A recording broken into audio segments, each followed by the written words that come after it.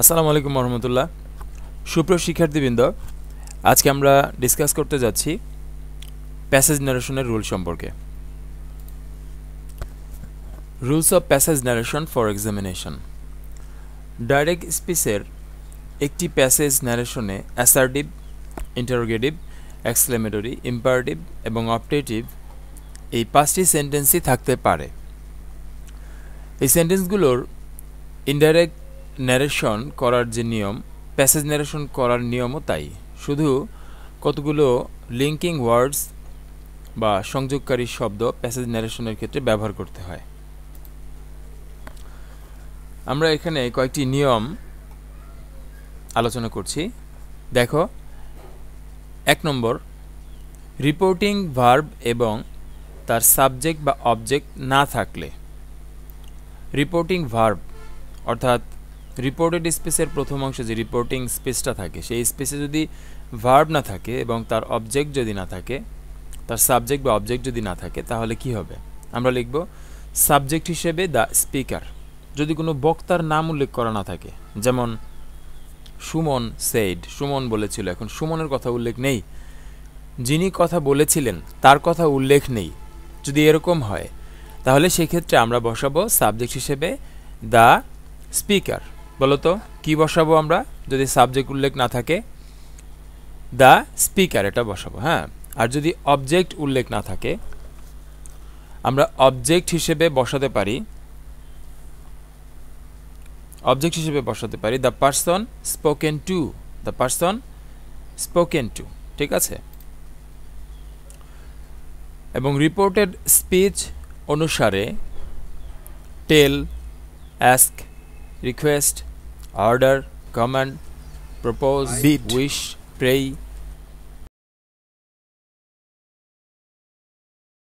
Thank ইত্যাদি আনতে হবে।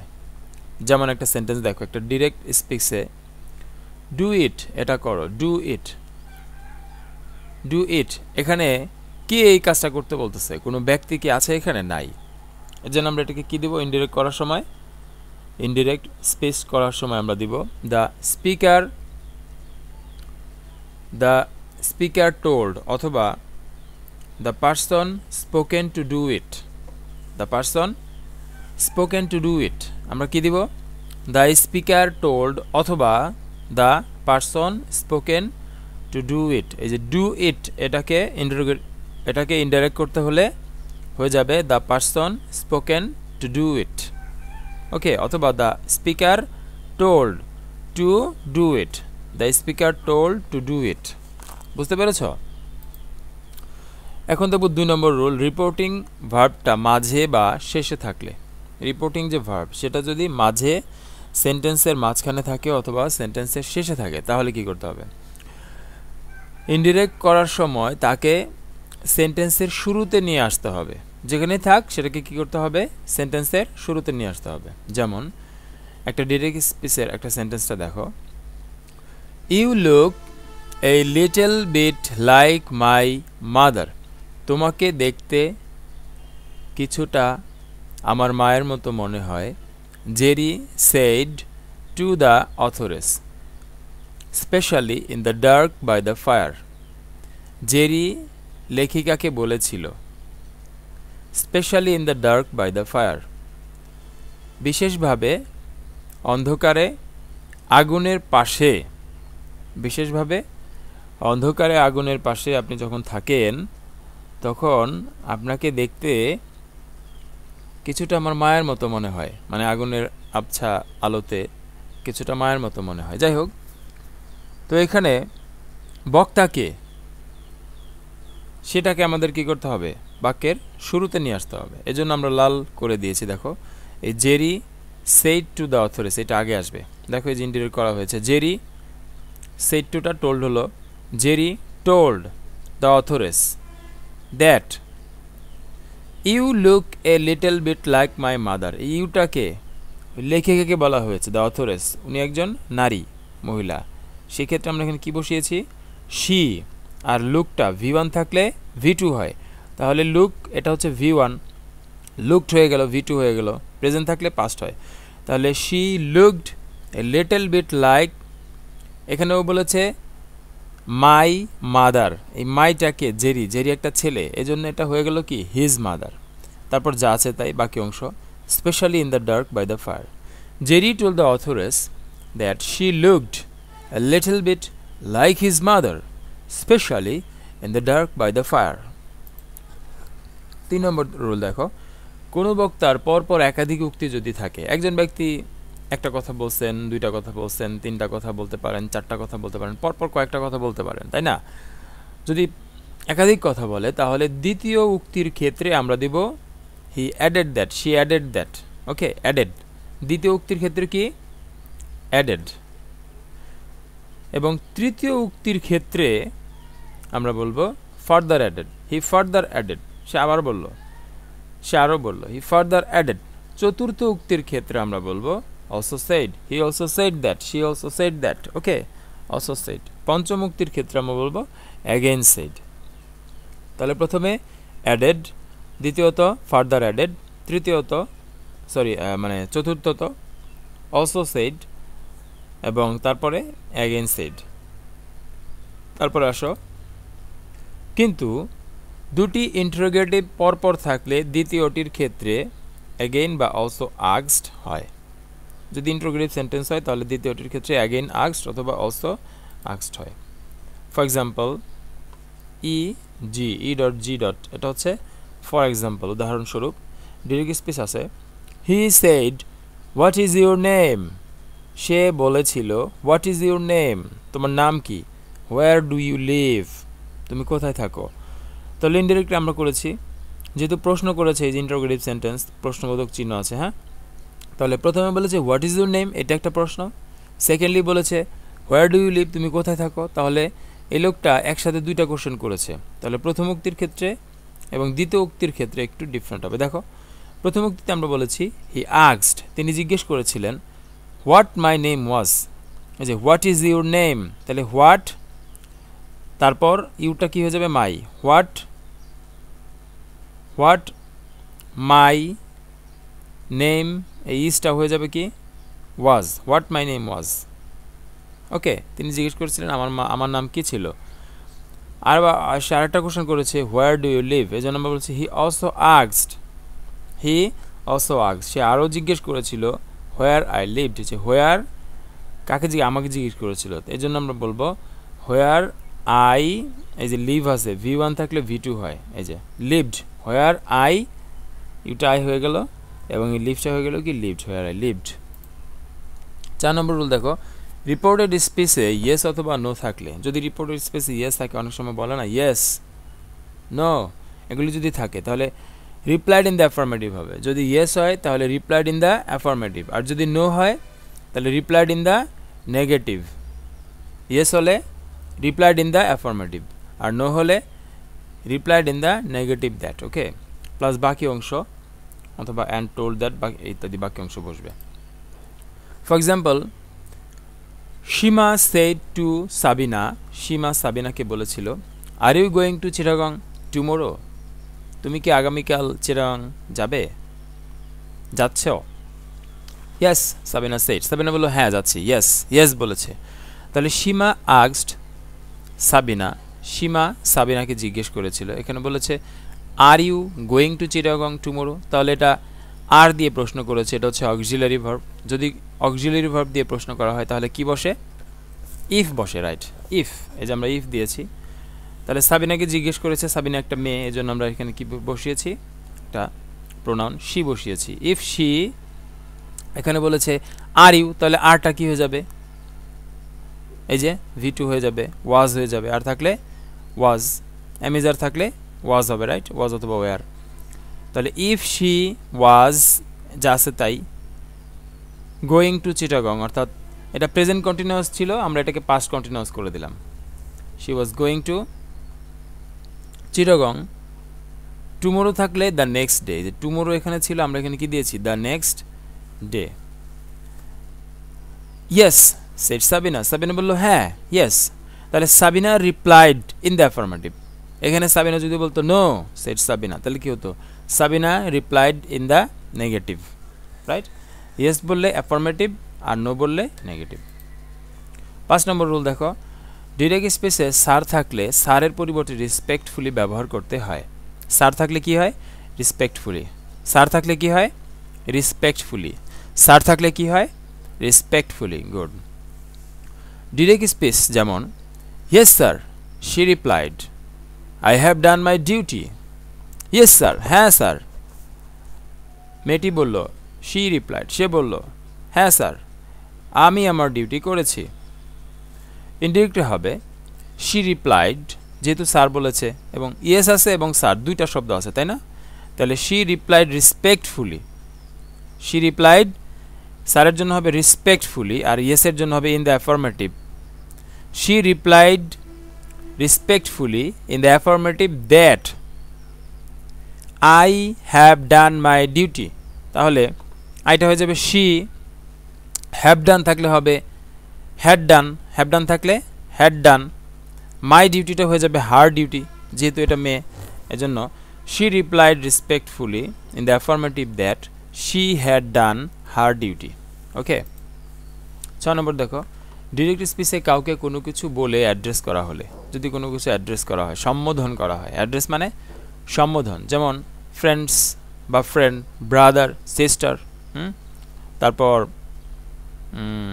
সোলজার ইত্যাদি বলে যদি সম্বোধন করা হয় কাউকে, সিস্টার ইত্যাদি যদি হয়, তাহলে ডিরেক্ট স্পিচ দেখো, are you hungry friend, said the short king. সে রাজা বলল যে আর ইউ হাংরি ফ্রেন্ড, তোমরা কি ক্ষুধার্ত বন্ধুগণ। এখানে ফ্রেন্ডস, এখানে একটা এস হবে, ফ্রেন্ডস, বন্ধুগণ আপনারা কি ক্ষুধার্ত।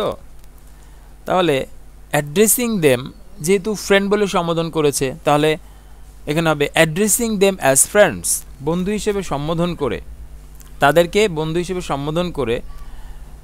দ্য শর্ট কিং আস্কড, সেই রাজা জিজ্ঞেস করেছিল, ইফ দে ওয়ার হাংরি। এই যে আর ইউ হাংরি, এটা অক্সিলারি দিয়ে করেছে, এজন্য কি হবে? ইফ হবে, ইফ। আর ফ্রেন্ডস অনেকগুলো, প্লুরাল নাম্বার, এজন্য এখানে কি হবে? দে। ইফ দে, আর থাকলে যেহেতু এটা প্লুরাল, অনেকগুলি মানুষ, এজন্য এখানে হবে were, if they were hungry. Addressing them as friends, the short king asked if they were hungry. 7 নম্বর রুল দেখো, ডিরেক্ট স্পিচে বাই আল্লাহ, গড অথবা জৌভ থাকলে ইনডিরেক্টের শুরুতে সোয়ারিং বাই আল্লাহ বা গড বা Jove, swearing by Allah, swearing by God, swearing by Jove বসে। যেমন বাই আল্লাহ হি রিপ্লাইড, আল্লাহর শপথ, I will not leave this house, আমি এই ঘর ত্যাগ করব না, বাই আল্লাহ। তাহলে বাই আল্লাহ থাকলে কি হবে? এই যে সোয়ারিং বাই আল্লাহ হবে, বাই আল্লাহ থাকলে কি হবে? সোয়ারিং বাই আল্লাহ হবে। তাহলে আমরা লিখলাম swearing by Allah, he replied that, সে বলল যে I will not leave this house, এটা হয়ে যাবে হি।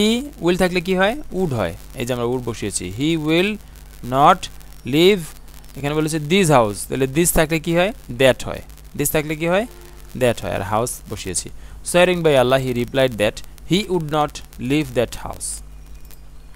10 নম্বর রুল দেখো, ডিরেক্ট স্পিচে থ্যাংক ইউ থাকলে ইনডিরেক্ট করার সময় রিপোর্টিং ভার্বের সাবজেক্ট প্লাস থ্যাঙ্কড ইত্যাদি বসে। যেমন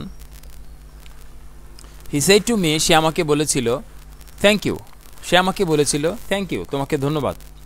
তাহলে ইনডিরেক্ট হবে হি থ্যাঙ্কড মি, সে আমাকে ধন্যবাদ জানিয়েছিল। He said to me thank you, এটা হবে হি থ্যাঙ্কড মি। হি, এই থ্যাংক ইউটা হয়ে গেল, থ্যাঙ্কটা হয়ে গেল থ্যাঙ্কড, কাকে থ্যাংক ইউ জানিয়েছিল? আমাকে, যে মি, হি থ্যাঙ্কড মি, সে আমাকে ধন্যবাদ দিয়েছিল। 11 নম্বর রুল দেখো, ডিরেক্ট স্পিচে গুড বাই থাকলে, যদি হয় গুড বাই বিদায়, আমরা অনেক সময় বলি না, আমরা তো বলি, তাই না? যদি এরকম হয় তাহলে ইনডিরেক্ট করার সময় হবে subject plus bade. Goodbye থাকলে বেড বসে, বেড। ওকে, যেমন he said goodbye my friends, he said, সে বলেছিল goodbye, goodbye my friends, শুভ বিদায় আমার বন্ধু, আমার বন্ধুগণ। তাহলে গুড বাই থাকলে কি হয়?